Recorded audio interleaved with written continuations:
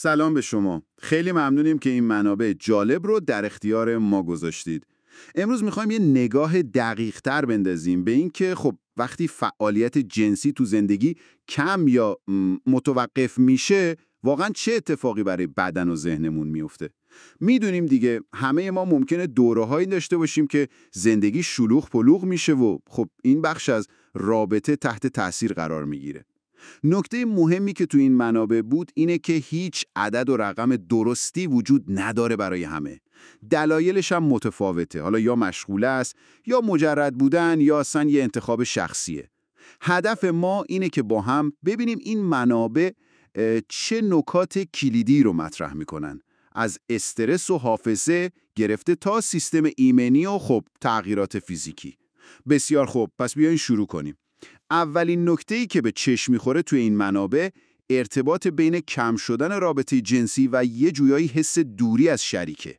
و انگار فقط یه حس نیست، درسته؟ یعنی منابع به کاهش هورمون‌های مثل اکسیتوسین و اندورفین اشاره می‌کنن. دقیقاً این هورمون‌ها خب موقع نزدیکی آزاد میشن و خیلی به مدیریت استرس کمک میکنن، اون حس پیوند رو هم قوی‌تر میکنن. آها. و یه نکته جالب دیگه در مورد اکسیتوسین که توی یکی از مقاله ها بود اینه که به خواب بهترم کمک میکنه. یعنی فقط برای استرس نیست. عجب. بله. و کلاً این منابع به شادی توی رابطه هم پرداختن. میگن زوجایی که منظمتر رابطه دارن، مثل این که حدوداً هفته یک بار کافی به نظر میرسه، معمولاً شادترن. فارغ از سن و این چیزا. جالبه. حالا اینجا یه چیزی بود که واقعاً برای من یکی جالب بود، حافظه. یعنی منابع شما به تحقیقات اولیه‌ای اشاره کردن که میگه آدمایی که مرتب رابطه جنسی دارن ممکنه تو به خاطر سپردن چیزا بهتر عمل کنن. درسته. حتی حرف از اینه که ممکنه به رشد سلول‌های جدید مغزی یعنی نورون‌ها کمک کنه. واقعاً؟ البته باید بگم اینا هنوز تحقیقات اولیه است، یعنی قطعیت نداره 100%.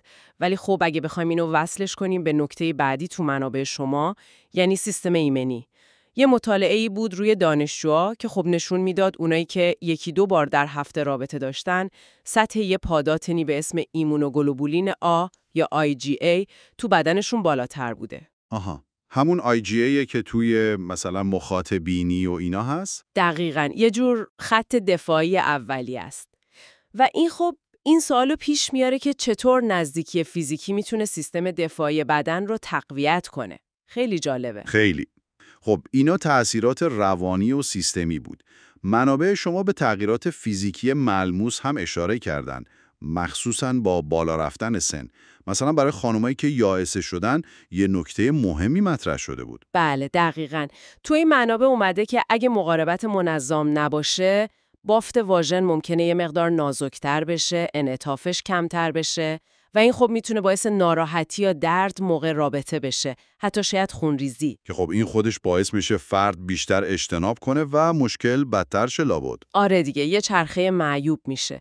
البته راهکار هم داده بودن، مثل روانکننده ها یا استروژن موضعی با دوز پایین. و برای آقایون بحث سرطان پروستات بود که به نظر میاد یکم قضیهش پیچیده تره، درسته؟ بله، اینجا این مقدار شواهد ضد و نقیضه. یعنی بعضی متخصصا که تو منابع بودن گفتن شاید رابطه جنسی ریسک عفونت‌ها رو ببره بالا و این خودش خطر رو زیاد کنه. خب اما از اون طرف یه مطالعه خیلی بزرگ تقریباً روی 30,000 نفر که اونم تو یکی از مقالات بود، نشون داده مردایی که بیشتر انزال داشتن میانگین بالای 21 بار در ماه در طول عمرشون کمتر به سرطان پروستات مبتلا شدن. 21 بار در ماه؟ بله، در مقایسه با کسایی که مثلا 4 تا 7 بار در ماه داشتن. پس می‌بینید تصویرش یکم پیچیده است و عوامل مختلفی دخیلن حتما. قطعاً.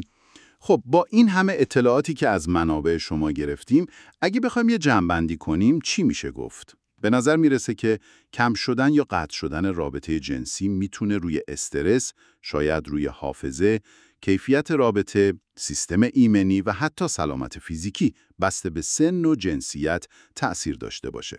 اما خب همونطور که اول گفتیم و منابع هم تأکید داشتن، یه نسخه واحد برای همه نیست. دقیقاً. و یه نکته‌ای هم شاید برای فکر کردن بد نباشه که از دل همین منابع میاد بیرون. ببینید بیشتر این مطالب روی رابطه جنسی با شریک تمرکز داشتن. این سوال پیش میاد که خب وضعیت روانی یا حتی فیزیولوژیکی برای کسایی که بیشتر خودارضایی میکنن یا شکل‌های دیگه‌ای از صمیمیت رو دارن که توی این منابع خیلی بهش پرداخته نشده چطوره؟ این شاید یه جایی باشه که نیاز به بررسی بیشتر داره. نکته خوبیه. بسیار خوب، خیلی ممنونیم که این منابع رو با ما به اشتراک گذاشتید و این فرصت رو دادید که با هم یه نگاه دقیق‌تر بهشون بندازیم. امیدواریم این بررسی برای شما مفید بوده باشه.